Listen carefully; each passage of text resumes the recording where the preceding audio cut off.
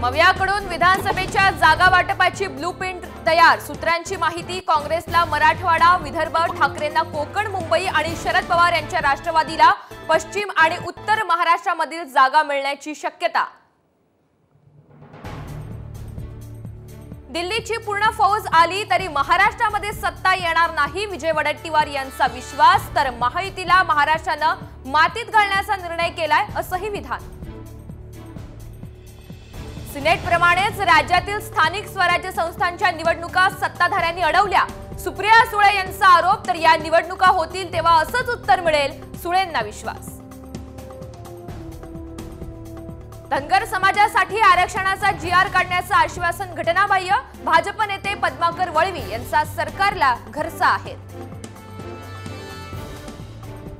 मनोरंजन म्हणून चित्रपट पहावा, चित्रपट म्हणजे रिअल स्टोरी नाही, त्यात शोध घेऊ नका आणि बोधही घेऊ नका, धर्मवीर चित्रपटावरून वडेट्टीवार यांचं विधान।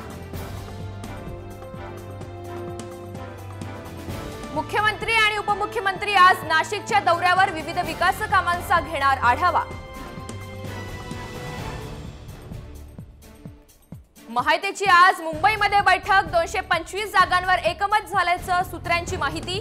5 ऑक्टोबर हाती जागावाटप होणार असल्याची शक्यता। विधानसभेबाबत मुंबईमध्ये निवडणूक आयोगाची बैठक, उमेदवारांची खर्च मर्यादा वाढवण्याची मागणी, तर सुट्ट्यांच्या दिवशी मतदान नको, राजकीय पक्षांच्या आयोगाला सूचना। ग्रामपंचायत निवडून आणू न शकणाऱ्या खडसेंनी जामनेरच्या विकासाबाबत बोलू नये, मला पाडायचं तर मुक्कामी राहून पाडून दाखवा, गिरीश महाजन यांचं थेट आव्हान। आदिवासी समाज रस्त्यावर उतरून सरकारला जाम केल्याशिवाय सोडणार नाही, शिंदे गटाचे जिल्हा प्रमुख किरसिंग वसावे यांचा थेट सरकारला इशारा।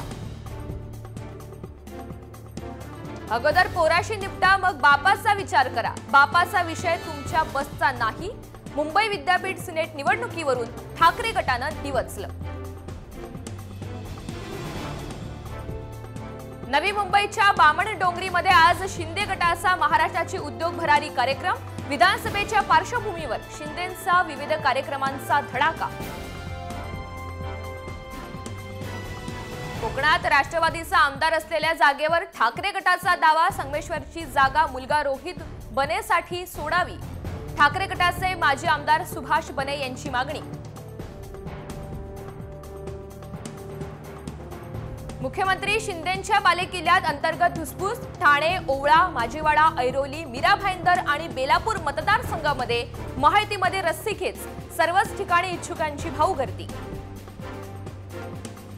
राज ठाकरेंच्या अमरावती दौऱ्याचा आज दुसरा दिवस, विविध ठिकाणी आज कार्यक्रमांचं आयोजन, तर पदाधिकाऱ्यांच्या बैठकांचं सुद्धा सत्र।